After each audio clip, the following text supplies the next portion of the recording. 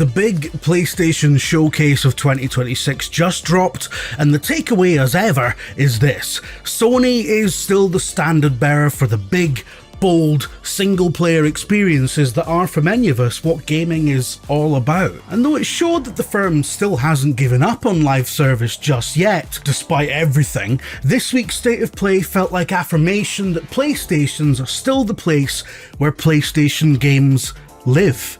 Which sounds like stating the bleeding obvious, but that most basic of propositions has never been in more jeopardy than it has in the last couple of years. In a lean show with very little faff or flatulence, we got a steady lineup of gameplay-heavy trailers checking in on returning classic franchises, such as this fresh look at the hotly anticipated unified timeline Bezos-approved remake of the original Tomb Raider, and a new bunch of characteristically disturbing shots from Silent Hill Townfall, the most setting of which showed the use of a Welsh postcode in a Scottish address. Did none of yous ever work in data entry, lads? Tisk tisk. You could accuse this showcase of playing the hits. There was next to nothing in the way of new IP here, and almost everything shown was either a sequel, spin-off, or an update on a previously announced title. Despite that, there are some big swings being taken here. We're getting another big pivot in the lore-steeped God of War saga, a series shaping up to have more reinventions than Kylie Minogue now has its first female lead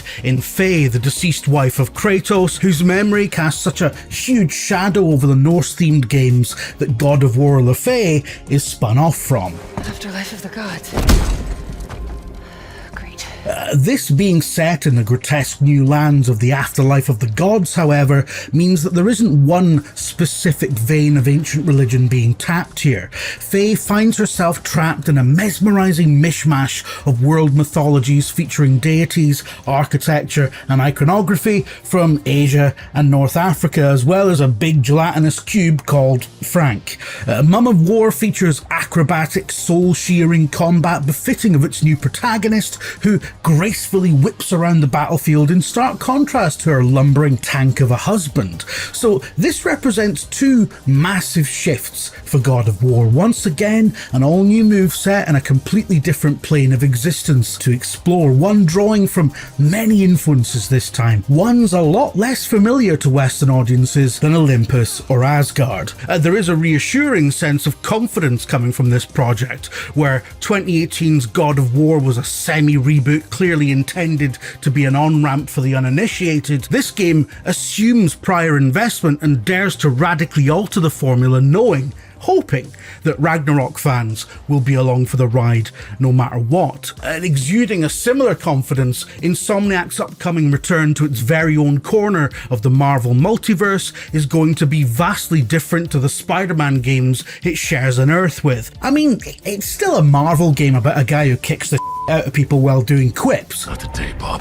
But in terms of its traversal, its overall structure, it's a very different proposition. Not an open world Manhattan with an endless to-do list and angsty slice of life asides, but a globe-trotting action-adventure with the cadence of Uncharted.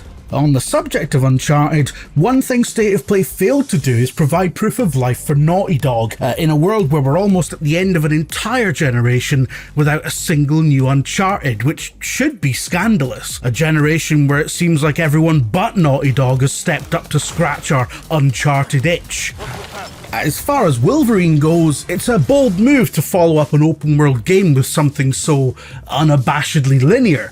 Just ask Red Faction Guerrilla fans. So, though it's undoubtedly a tentpole release that nobody is expecting to push the medium in any interesting new directions, I think it's fair to say that Marvel's Wolverine does display a reassuring conviction that this is a game built around what's best for the titular character, not for a back-of-the-box feature list. Whatever you might think of PlayStation's immediate future, however you feel about AAA, it's good that there's still plenty of money sloshing around in the system to bring these sorts of games that are hugely expensive to produce to market. In a nutshell, because they keep a hell of a lot of people employed and inspire future investment. I've lost count of how many years it's been since single-player games were supposed to have died off, since consoles were supposed to have disappeared and been replaced completely by the cloud, standalone VR headsets, a hoop and a stick, or God forbid, smartphone gaming. But time and time again, this crucial pillar of the games business, not necessarily the most lucrative, but certainly a hugely important nexus point of artistic expression and mainstream viability, has shown itself to be a survivor in the midst of brutal upheaval. And nothing exemplifies the fact that the games industry is in a perennial state of sweeping change than this particular week, where a bunch of disparate showcases dutifully paper over the hole where E3 used to be, like a tenant desperately trying to keep their deposit after kicking a wall in. Incidentally, tune into IGN Live from June the 6th. The purpose of E3 and its derivatives isn't just to generate consumer hype for upcoming games, although that's a much bigger piece of it than it used to be. It's also to put on a show for the stock market, the investor class, anyone with their hands on the purse strings, to show that this is still an industry worth betting on, that it has not only an endless list of beloved legacy brands in its various vaults, but also that it's capable of innovating and growing even as it becomes the most dreaded thing of all, a mature market. Everyone who's experienced it, their hairs are standing up on the back of their head. This year, Not E3 essentially has one crucial task to pull off, to show that there is life beyond the oncoming freight train that is GTA 6, which is why you're probably not going to see or hear much about it from any of the publishers showing off their upcoming wares this week, despite the fact that everyone, platform holders, hardware manufacturers, but even Take-Two's rivals, has a vested interest in Rockstar's latest proving itself to be the recession-proof, expectation-busting release that it needs to be. Because Grand Theft-a-Mania will settle down shortly after its release, the wider games industry needs to have an answer to the inevitable question that will be asked by millions of gamers once they roll credits on it. What now? What next? Where may I chuck these 70 sheets that are burning a hole in my pocket? Well, we know that what's next is another banner year for major releases. Before Not E3 even kicked off, we got word that Microsoft's long-awaited Fable reboot would be shunted to early 2027. A delay like this is usually bad news for bean counters and consumers alike, but I think it's actually a very prudent move.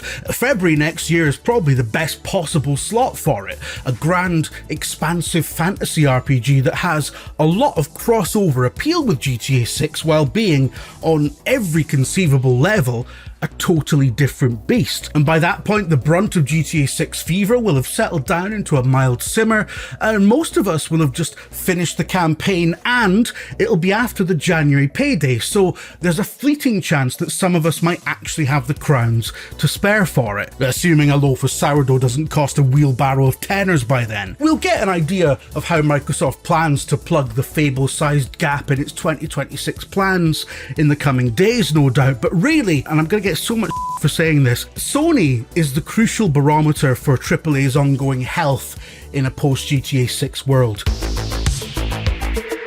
It will likely have the best hardware to play GTA on until the PC version rolls out, with some pretty persuasive rumours flying around that nobody except PS5 Pro users will get to play it at 60 FPS at launch.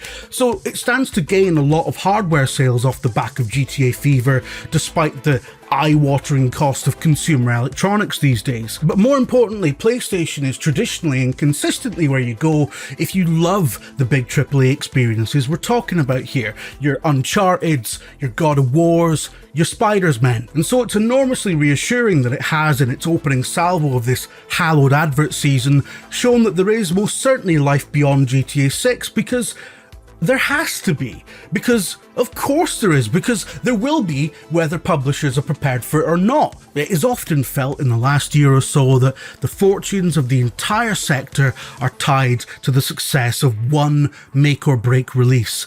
And it has coincided with the floundering of AAA. Ultra-budget projects that have failed to do the business, live service games that have flopped out and died within days of release, vast sums of money being urinated blindly onto the altar of trend chasing, and unspeakable amounts of irreplaceable generational expertise being chucked on the bonfire of short-term gains. Not to mention the ongoing global situation that's making a stick of RAM cost more than a night at the Savoy.